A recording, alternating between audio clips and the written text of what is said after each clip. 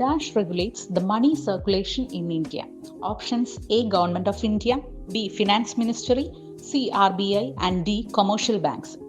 നമ്മുടെ ഇന്ത്യയിലെ മണി circulation regulate ചെയ്യുന്നത്, നിയന്ത്രിക്കുന്നത് അല്ലെങ്കിൽ അതിനെ കൺട്രോൾ ചെയ്യുന്നത് ആരാണ് എന്നുള്ളതാണ് question. Answer is option C, RBI. നമുക്ക് ഈ ക്വസ്റ്റ്യൻ കാണുമ്പോൾ ചിലപ്പോൾ ഫിനാൻസ് മിനിസ്ട്രി ഒക്കെ ആയിട്ട് തോന്നാം, അല്ലെങ്കിൽ ഗവൺമെൻറ് ഓഫ് ഇന്ത്യ എല്ലാം ആയിട്ട് തോന്നാം അല്ലേ. അപ്പോൾ നിങ്ങൾ വളരെ വ്യക്തമായിട്ട് പഠിക്കുക, നമ്മുടെ ഇന്ത്യയിലെ സെൻട്രൽ ബാങ്കിനെയാണ് എന്ത് പറയുന്നത്, RBI എന്ന് പറയുന്നത്.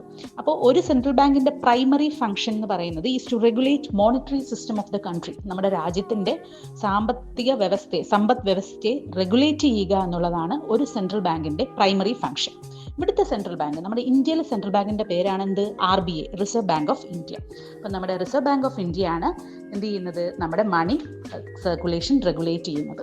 ഇവരാണ്, RBI ആണ് എന്ത് നമുക്ക് ചെയ്തു തരുന്നത്, RBI ആണ് printing and issuing of currency in India. അവരുടെ മെയിൻ ഫംഗ്ഷൻ ആണ് പ്രിന്റ് ചെയ്യുക, കറൻസി ഇഷ്യൂ ചെയ്യുക എന്നൊക്കെ ഉള്ളത്. അപ്പോൾ അതുകൊണ്ട് തന്നെ ഇവരാണ് എന്ത് ചെയ്യുന്നത്, നമ്മുടെ ഇന്ത്യയിലെ മണി സർക്കുലേറ്റ് ചെയ്യുന്നത്.